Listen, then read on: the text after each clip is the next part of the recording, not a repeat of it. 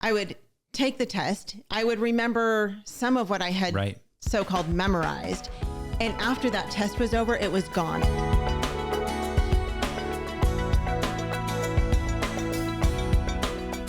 We are going to dig into the topic of memorization. And it's so interesting when I think about memorization, because when I think about it in my world of schooling and academics as a kid, this is what it looked like for me. I would memorize, quote unquote, something for a test. Mm-hmm. I would take the test. I would remember some of what I had so-called memorized. And after that test was over, it was gone out of my brain, which is why I remember virtually nothing from school, right? And I would say that I'm probably not alone in that. You're not. Most of us, that was our world of memorization, but I was never actually taught to memorize much of anything. The only thing I ever remember memorizing as a child is I had a teacher, Heather Horning was her name. She was one of my favorite people in the whole world, still is. She's an amazing woman. And she taught us to memorize in 6th grade. I went to a Christian school, and we memorized John 1 through 13. In the beginning was the Word, and the Word was with God, and the Word was God. He was with God in the beginning. And I still can say most of it. And that was many years ago, but I don't ever remember memorizing anything other than that piece of scripture.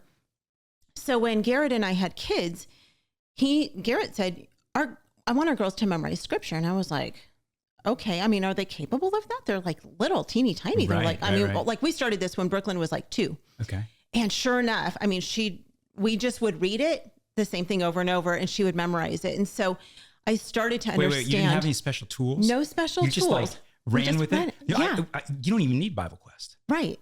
I know. But we do need the Bible. So it was really cool just to see how kids have the ability to memorize all sorts of things, which obviously they memorize songs, they memorize books as we read them. But I want to talk about like first kind of the why, as we think about homeschooling, we always have to know our why and our purpose behind anything we do. Like, why do we do the things we do?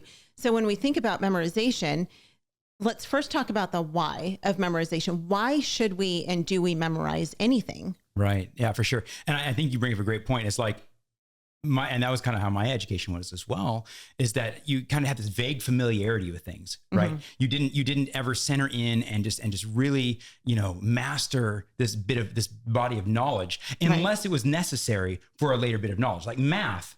We practiced over and over, but that was a skill. Math facts, we did memorize those. I actually do remember doing that. I don't know if they still do that in school now. Yeah. The calculator question and all that kind of stuff. But yeah, I mean, so there was a few things we did, and I think our culture does memorize when it matters, right? Like there's a few things they still memorize. Kids still learn the ABC song. Right. They may not learn it in school. I don't know, but their parents teach it to them. You teach it because you have to, right? I mean, that you have to memorize. ABCs. Yeah. You got to learn the ABCs. But the question you asked was, kind of why do we memorize? And one thing that actually Andrew Pudwa brought up, in his talk, he has a talk on, I'm his speaker coordinator, so I get to interact with a lot of his content. He talks about the goodness of memory. And that whole talk, one of the things that he brings up in there is, if you didn't memorize anything, you would know nothing, right? Wow. Like every word I'm saying right now, every word you've said, you've memorized. Yeah. I've never thought of that. Yeah. I mean, it's just the idea that I had to memorize those words. I can't just use them wholesale. And so in that sense, memorization actually gives us a context for any communication.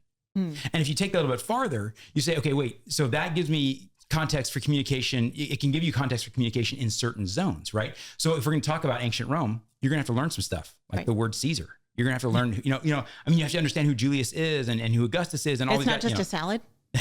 No, although that's tasty. But, so you have to learn these words so you can even have the context for the conversation. Right. So any memorization provides a context and a foundation and a milieu in which we can have a great conversation about, whatever it is.